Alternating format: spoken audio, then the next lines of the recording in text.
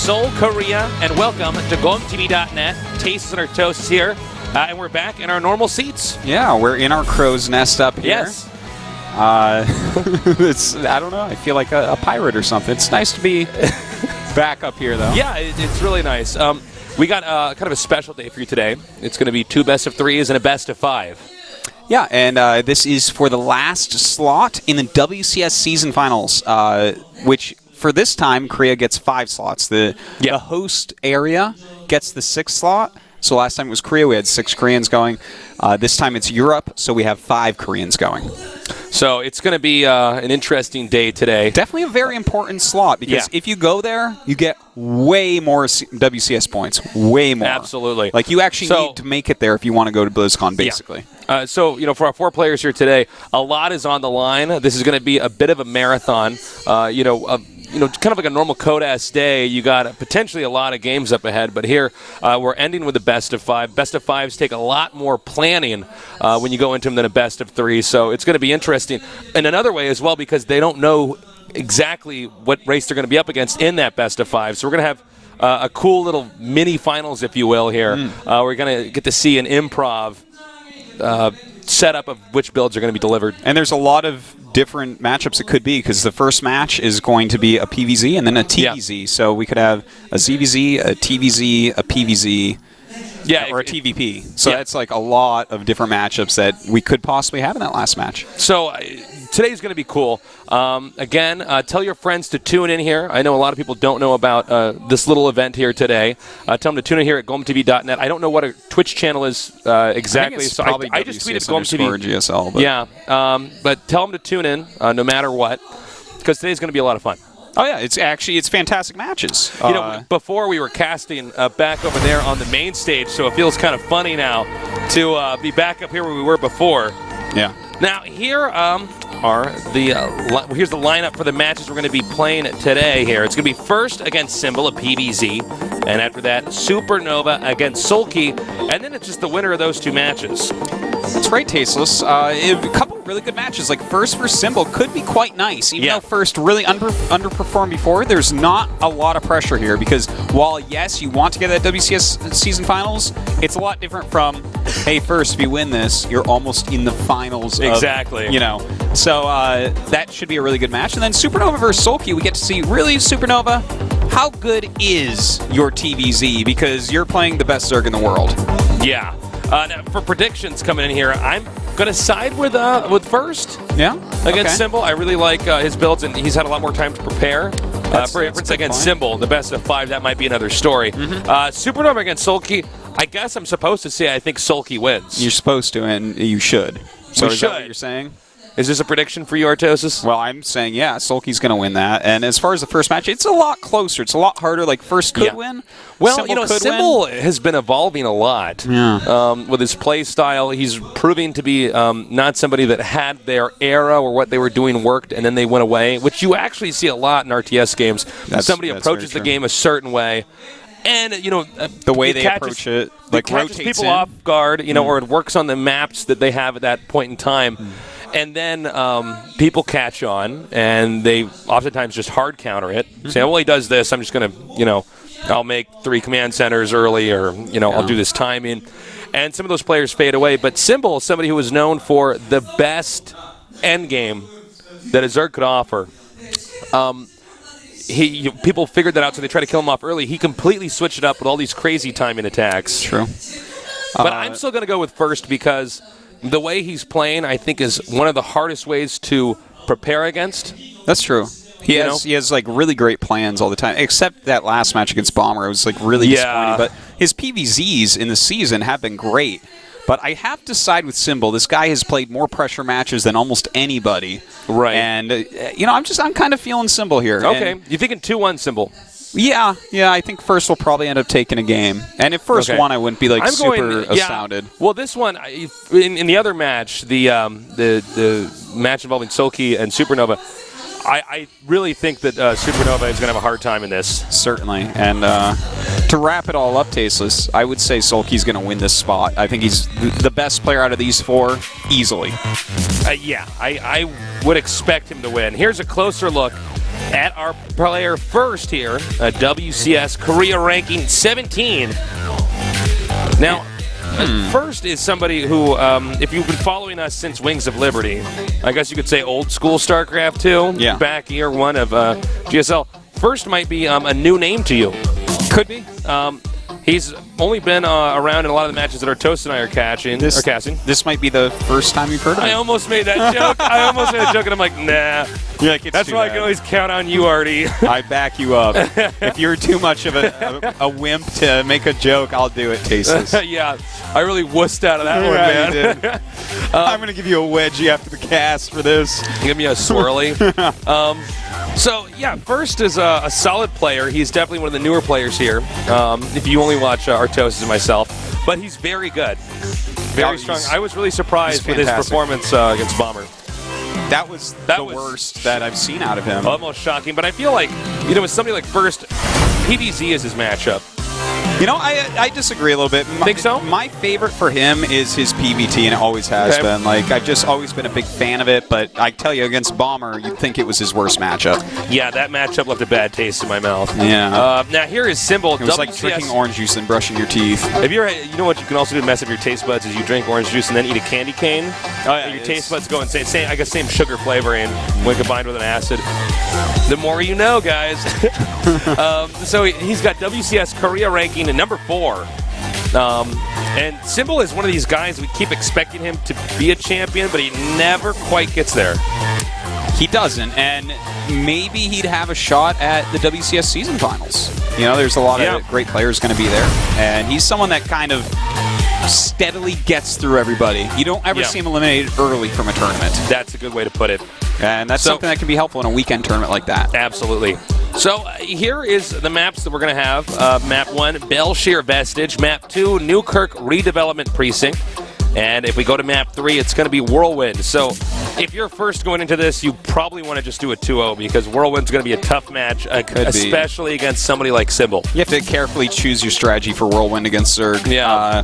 But you know what? If you are fine and don't take a ton of damage overall in the early game, you can later on sometimes outmaneuver a Zerg that commits too heavily to something immobile like Broodlords or Swarmhosts. But it can be very hard, man. So I have to side with you there. He wants to 2-0, but Symbol, I feel like Newkirk Redevelopment Precinct, someone like, what map would be great for Symbol?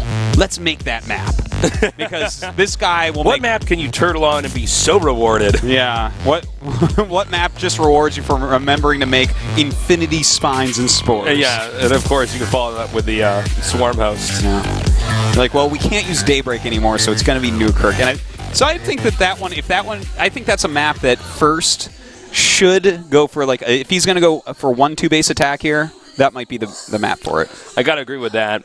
Well, we'll see what these guys have in store here. Again, just to reiterate, they can prepare for their first best of 3, but they don't know what they're going into in that next best of 5. And we rarely get to cast, especially in Korea, days like today. I would say that actually, the person this is best for might be first. Because if I'm first, I'm looking, I'm like, all right, I have to play Symbol, PVZ. Sulky, probably going to beat Supernova. So if I was first, I would only practice that. It's kind of funny, but Supernova in a way is like the least exciting player today. For me, he is today. For me, he is. And normally he isn't, because I love Supernova. No, he's awesome, but today... Here's the thing. He might beat Sulky. Yeah, if he beats Sulky, that changes everything. Yeah. But Sulky is like so good that we really only see him lose to Innovation, and just barely so. Like, he's the one guy that actually can push Innovation's TVZ to the limit in a macro game. Yeah. So we have both players in the game now. This is a piggybacked broadcast, so we don't get to decide when the game actually starts. Yeah. Normally we do have the players here in the studio, but when the game is ready, we will get this going. Yeah, and we're actually, the next season is actually GSL Code S. Yeah. So back to the greatest The good old days. So, yeah, very soon here. Get ready for that. And if you're new to seeing us or you don't know much about competitive StarCraft, that's the main show that we normally host here in the studio. And speaking of the studio, entry is free. We are in the Gangnam area by Samsung Station, Exit 1.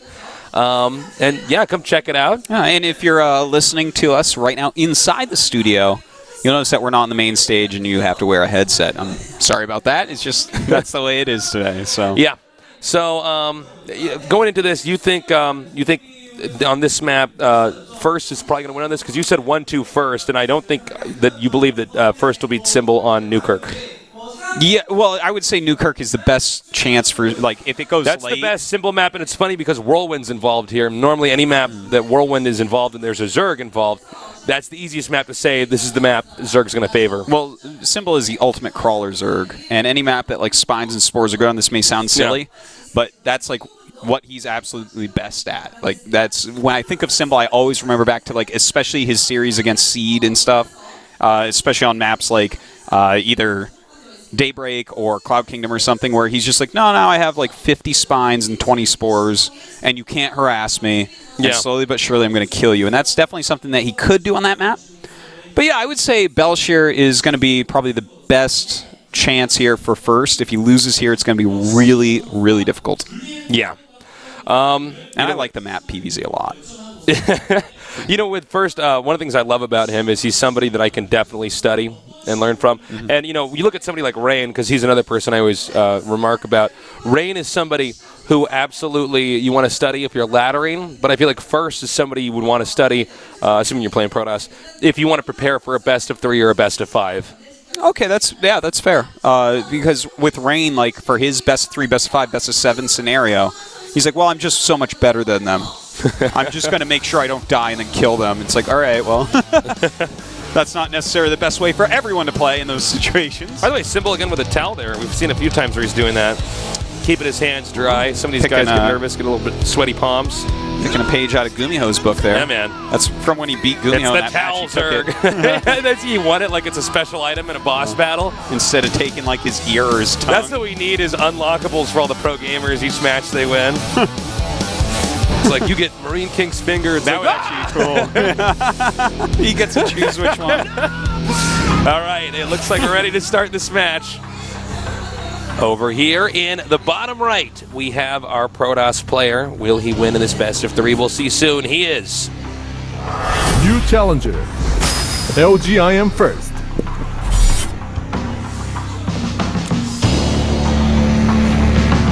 And his opponent over here in the upper left, who has been able to change his style of play dramatically over the course of his career. What will he do here today? He is. Master. Azubu Symbol. All right.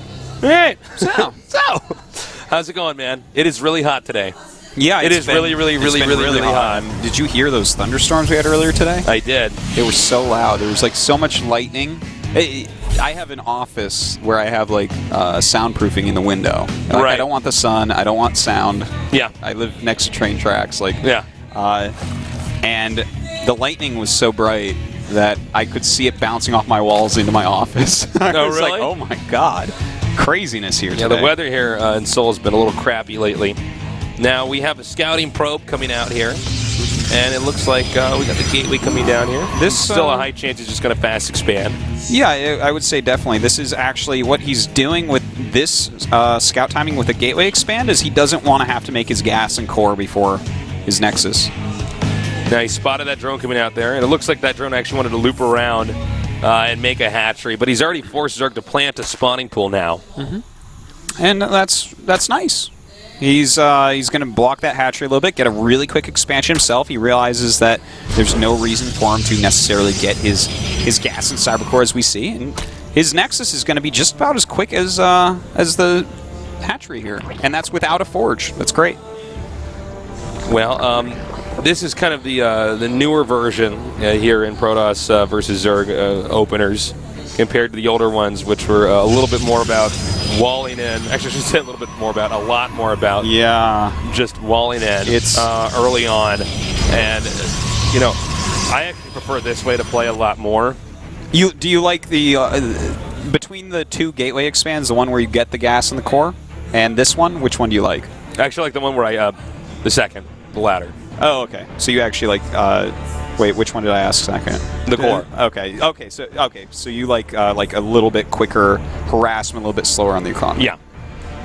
I feel more comfortable with it, but I like this one. I like how builds over time tend towards greed, where it's like you get safer, safer, safer against everything because you understand how to use the build, and then it gets super greedy. And you know, if it's funny when you look at the evolution of any RTS, it always starts out with harass. You know, and then eventually it becomes farther and farther and farther to greed until eventually, occasionally in the metagame, you do the full circle, and everybody's being just a little bit too greedy, and you go back. But generally speaking, yeah, it tends to go more and more towards greed, which is it's cool to see. So very quick third base here from Symbol, and I'm excited to see exactly what build first is going to pop out here. Because he's going, wait a minute, he's going for a second Stalker and a Zealot and a Mothership Core. Have seen this style before from first. One thing that's nice about when we get the Stalker out like this is you get to suddenly get a lot more map control, which the Zerg's not going to like, because the Stalker can basically beat as many Zerglings as it wants until the Zerglings have speed, unless you miss micro it. Very true, and with the Mothership Core, it's like even if you miss micro it, you'll probably still kill them all. So this is actually, a probe should be ducking out in just a second here. If he's doing the same build he did before on this map, which is you clear all the scouts with this little group of early units and you send out a probe, and we'll see if he ends up doing that. And he did. So he's definitely going for some early aggression here. All right, I like this a lot. Also, what's important to note is you can clear out a lot more Overlords early on the map, and the Zerg is very dependent on knowing when the Protoss does take that third base, as we talked about earlier. Two-base timings can be very strong, but if the Protoss is going to play a standard game, he wants to get that third up, and this is going to be some, not even it looks like applied pressure, this is actually going to be him trying to do serious damage with that proxy pylon coming in here. Seriously, he has a lot of gateway units and the Mothership Core, and he's going to have 4 gateways finishing right as Warp Gate finishes, so this is going to be a lot of units. Whoa! Caught that Stalker! Ooh. This might actually ruin the entire rush here for first. It's a really every unit is so important here for the Protoss when they're doing this. Now the Protoss is giving up on teching heavily while doing this. That's right. You can't get, Forge Citadel, Stargate, Robo, all these other things like you would as quickly when you're doing this. Right now we see he's just getting the Stargate here. So the fact that he went all the way out there and did this attack, and it didn't do a ton of damage, actually didn't really do any damage, is not good for first. It's certainly not. Symbol is very smart to make the extra lings. He's definitely studied what first does, and this is, again, this is the exact same map he did this on before. So, I wonder why that is. Maybe he just thinks that's the best build for the map. He knows where the Overlords are and how he can kill them off. Oh my god, he's not going to see the Stargate, is he? Ooh, that'd be really nice. I'm surprised he's not going to see it. I can't believe it. He needs to hang a Yui and check that out, man. This is... Well, it's funny he's going up this way because you can already see everything that's in the main up there. But, yeah, he can't confirm that there's a Stargate here. All right, occasionally we see players wait until just when the shields run out on the Stalkers. That actually was so sick. Yeah, I really like that. That actually was such an optimized force field. He shaved off so many lings. And a lot more people just panic and boom, just put the force field down before the lings even get there. But, yeah, a good player will lock in a few and then lose the shields on the Stalker. Very worthwhile. And with that many speedlings, the funny thing is, Symbol had already started the burrow upgrade. And this can be for 2 different things. One, he might think that there's going to be another attack without detection, so that's going to help his roaches. And the other is he already has a lot of speedlings, and therefore it's going to take Protoss longer to expand. Therefore, he can burrow a ling at that third base. And that can be very helpful, and it takes Protoss a long time to clear it. So, kind of cool. I like it. So, looks like the Zerg should be able to get a fairly easy fourth here. Protoss is just going to have to kind of turtle for a little bit and then kind of squeeze out. I do like the hallucinated Phoenix, by the way, then followed up with actual Phoenix. Yeah. It's so sexy. Yeah, it really is. Because now he's really caught off guard, you know? It certainly is. And in fact, he's going to start picking off Overlords, but there's already a lot of units being made for Symbol, right? He did not overdrone. He's only at about 58 or so right now. He's making a lot of roaches, getting speed. He has that burrow. And there's going to have to be a third base for first. He's not going to be able to kill him off, too. All right, so it looks like he's going to pick up a few roaches here and there. The spores are being forced out here, and he's going to follow us up with a big ground assault, it looks like. We have that en route right now, about to actually hit this third base. We'll see in a second. There it is now. The Zealot's coming up here. Wow. So the Zealots can actually take out the spores as well as the drones in the hatch, but if he gets rid of those spores, then the Phoenixes can suddenly do so much damage to these drones that this base just becomes unusable. Now, I think at this point in time, it'd probably be best if we focus fired the hatchery, but I guess he's not. I think he... Looks like he really wants his Phoenixes to be able to be in there doing damage. So he's targeted down every single spore. He did that quite well, but yeah, at least he made Symbol's roaches come back. Therefore, no damage happens to first home. Yeah. He can continue to build up energy on sentries and build more tech units. Excuse me, got a little bit of a cough today. And off this, it looks like First is going to go ahead and get a third base up right away. Now, there is a burrowed Zergling there, so he's going to have to make that cannon, which is a little bit annoying. But yeah, he's going to get that cannon up, and then the Nexus will go down. Looks like Symbol's still interested in doing some pressure here with these roaches. And he's sending them down, but the Void Ray, a very smart call by First, puts a clock on how long those roaches can actually be out here. And a couple force fields for a roach. It's all good. It's all good. All right. Oh, nice. He actually... Oh, that's so sexy. That's so good. And look at this. He has to actually kill his own buildings now. See, this is how... Oh, my God. That's one. You know what's Zergling. funny? Because we've done this a lot where we're like, is that blocked? Yeah. And then sometimes you're wrong. I thought to myself, I was like, is that blocked? And it can be tricky to tell when you're looking Should at have it. said you would have looked so smart. I would have looked so smart, but... Messed up. It's lost opportunity, and now, next time I'm tempted, I'm going to be wrong. That's annoying, though, to make those structures take them out. And that's actually something and it slowed down that third so much. Look how late that third is. That was like a 12:30 third base, which is that's really late for PvZ right now. But most of all, as a pro gamer, when you make a mistake like that, that's probably one of the most stressful things in a live match. You're like, oh my God. That was cool. He's trying to grab the Hydra and grab the egg. So, yeah, you know, we'll see. I think First might be in a little bit of trouble here, though. You know what it looks like to me, Tasteless, is we're going to see Roach, Hydra, Viper. And it's going to be a very powerful attack going up against First. I doubt that First will actually have any Templars out when the Vipers come. It's just, generally speaking, spending so much gas right now on everything else. His third his base whole tech was a bit delayed by that initial rush early on. When he put that proxy on, he lost that stalker. It got cornered. He lost a couple pylons with that as well. Right. You know, luckily that other Zealot harassment did an okay job. And this is one of the fundamentals about StarCraft, guys, is when you're dramatically doing one thing, you're also dramatically not doing something else. You know, if you are hardcore rushing and trying to kill them right away, then you're probably not developing your economy. And that's why all StarCraft players are drama queens. You're always dramatically doing something or other. And if you're not a pro gamer. These guys should all be in theater, really. Yeah. You know what I love, Tasteless? Look at how many burrowed lings there are around. Like he's seeing the rally point at sometimes with these burrowed Zerglings, and it's just I love this usage of burrow. We're seeing it more and more from these top Zergs. Well, it just excuse me, it makes sense. Burrow is just so cheap, but also so strong in so many different ways, like more than we could even list. Look at this push out right now, Tasteless. He has a lot of energy. I think he's going to be able to snipe the fourth, perhaps, before we actually get any Vipers out. He's pushed the army of Symbol back a good amount, actually taken out. I can't believe he didn't get that up Overseer. Yeah. But yeah, there's no way. In fact, Symbol's given up on this expansion and says, no, you can keep that. I'm going to wait until I have my Vipers out. What a perfect snipe. What a perfect snipe that is, because it's right before Vipers. He knows that's no abducts are going to occur, and he has enough energy. You know, he can force field everything out and get the snipe, or he can just teleport out if he needs to. Yeah. Buys him a lot of time. Pushing in now, and beautiful force fields actually locking out everything. And this is going to be the second snipe, and this actually might be the game coster here. Nice time warp there. Mothership goes down. Whoa, he missed click there and actually pulled a stalker in. Just trust me, there's no harpoon the stalker strategy in this game. And, you know, from here, I think he's done a good amount of damage. But hold that thought, though. Symbol's going to loop around and try to sandwich him. This is going to force First to commit right now.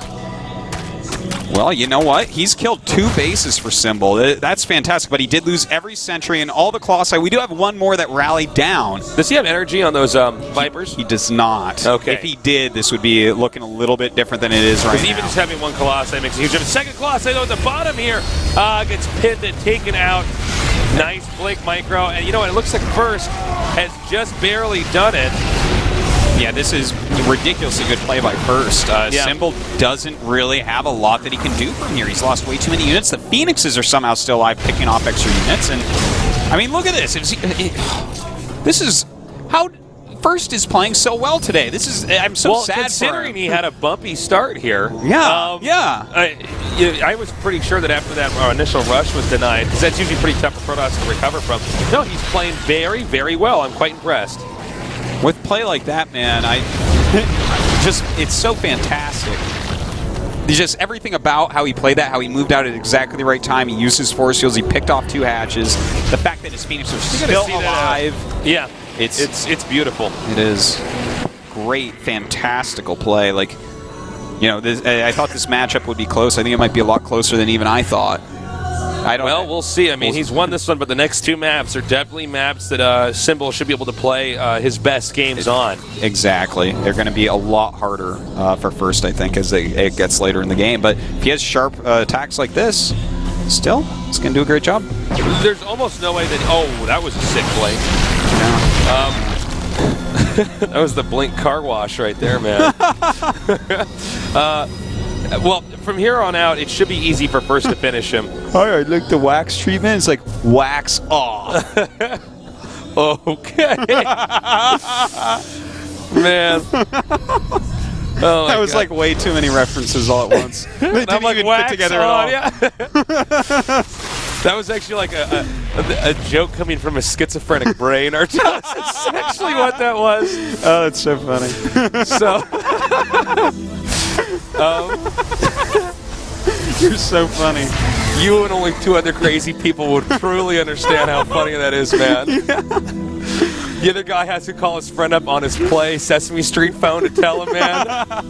Because Bert and Ernie will get it, but only make-believe Bert and Ernie. Whoa! All right, nice harpoon there. Yeah, very nice abduct. A couple, you ducks a sentry. That's a different choice, but that was some amazing blinding clouds going down. And he did. It was so great. He had those zealots in the front there. Yeah. And did a perfect force field there to trap the Hydras.